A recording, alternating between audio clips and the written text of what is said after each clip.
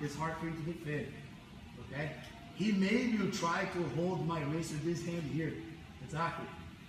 Okay? Even if you try to go with this leg, look, over. If you go with the leg over, it's better, because if you grab under his arm. The good thing of controlling just head and arm is because it's hard for you to defend. When you just lose the head, he's got another way to see where it's like this to try to see. Now look. So what you're going to do, you're going to escape it to the side, stay sideways. Now you need to bring his head, okay, his head between his legs. Okay, so you're going to squeeze with your shoulder over his head, and then you're going to contract your lat.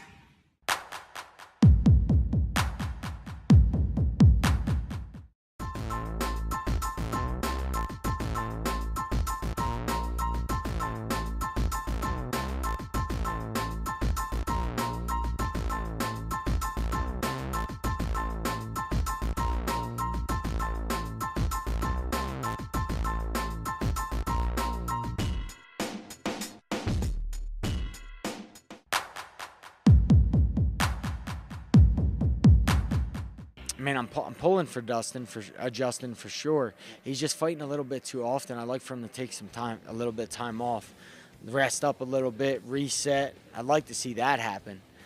Sometimes you get rejuvenated, come back with a different energy, and able to go on a run. But you know, with Vic, just looks like the size difference, the length would be a little bit tough to deal with, maybe. Because Justin does take shots, but if Justin starts popping them leg kicks, man, it's gonna be a long night. I felt them. Okay. You don't get out of round, like it's gonna be tough to get out of round 2, round 3 when he starts letting them off. So it's a pick 'em.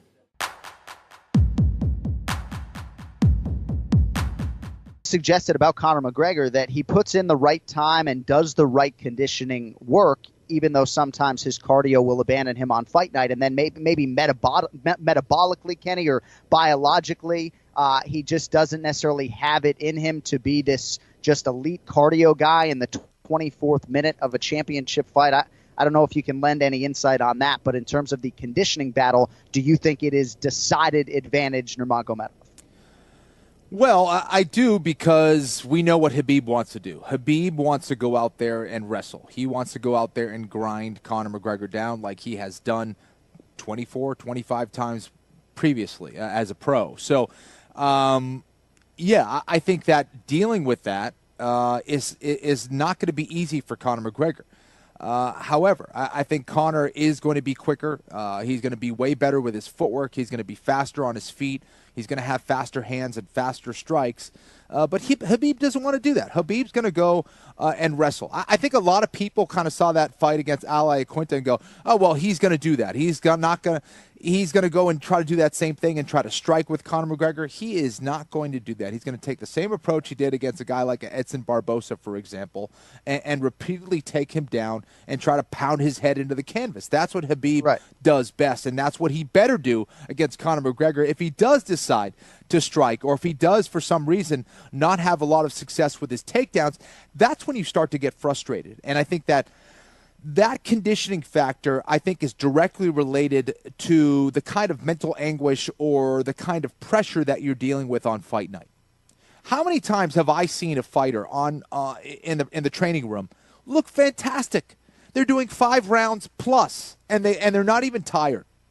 That same fighter goes in a 3-round fight in the UFC, and they are exhausted after 1 round. How does that happen? Because of the mental pressure that they're feeling on fight night. There's so much tension in their body. And I got to say, no one releases that tension better than a Conor McGregor. I think Conor McGregor and John Jones, as far as competitors, getting rid of that pressure, getting rid of that tension. I don't think there's any competitors that do it better than those guys, really. Of just kind of phasing out the lights, the audience, the crowd, the referee, the magnitude of the fight, and just goes out there and competes extremely well. And Conor McGregor is coming off one of the biggest combat sports event in history against Floyd Mayweather. Right. So he's been there. He's done that. Khabib doesn't quite have that same kind of experience, but again, for Khabib, he's a very mentally strong individual.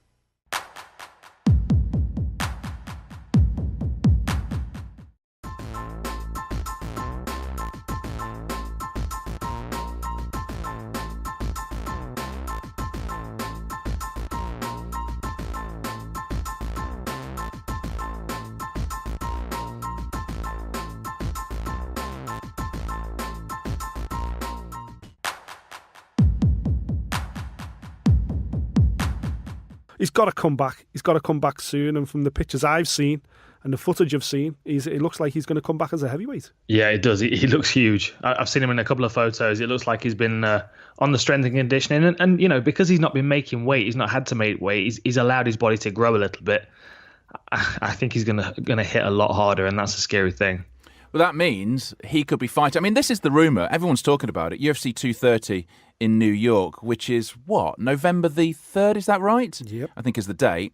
Because the problem he's got is the fact that he's not been in the testing pool. But he tweeted this: "Glad you enjoyed the few seconds of training footage I shared the other day. Just wanted to let everyone know I never left the testing pool, not even for a day." Nick, this means that if he never left the testing pool, theoretically he could be back in November. Yeah, absolutely. And you know, again, I certainly wouldn't gamble against it. What the UFC reads right now is pay-per-view driving superstars, and I think John Jones over the years has proved himself. You know, I've been on record many times thinking he's the best that's ever done it, and I truly believe that. But it obviously comes with an asterisk now. That asterisk is he's the best that ever done it, but he wasn't a clean athlete. So he joins the same kind of roster as the likes of Anderson Silva, who you'd also put in the GOAT list, but have also failed for pharmaceutical reasons. But listen, I just want to see him back. The sport needs him. We need him as fans. And you know what? I just want him to come back as the heel. I've been pushing from this from the get-go. Stop trying to present John Jones as being holier than thou. Just anymore, present him as the way he is. No he one's is the tried to Mike do that Tyson for of MMA. ages. Just let him do it. His management team constantly try and do that. Constantly say, he's back, he's going to do this, he's a pillar of the community. And John tries to say these stupid rehearsed things. Just come back and be who you are. You're the bad boy. You know, the thing is, and we're seeing this with the McGregor build-up as well with the Khabib fight. Like, people gravitate towards people that fail and then pick themselves up and try again. You know, everyone needs to show a bit of vulnerability to be popular, I think, in this sport. And I think John Jones he's not showing that vulnerability in his fights, but if he can show that vulnerability in his personal life, it makes him a little more human. I think people gravitate towards him, and I think we all understand and appreciate what money does to a young man. And the amount of fame and money that John Jones had arrived at a young age, it was going to do things to him because he'd not yet got that old head on his shoulders. Well, Justin, coming into this fight, there seems to have been a little bit of smack talk between you and your opponent. Sometimes that can be manufactured. Sometimes that can be hype. Is this genuine? Do you really dislike this guy? Yeah, I can't wait to knock him out. Make him pay for every single word that's come out of his mouth. Yeah.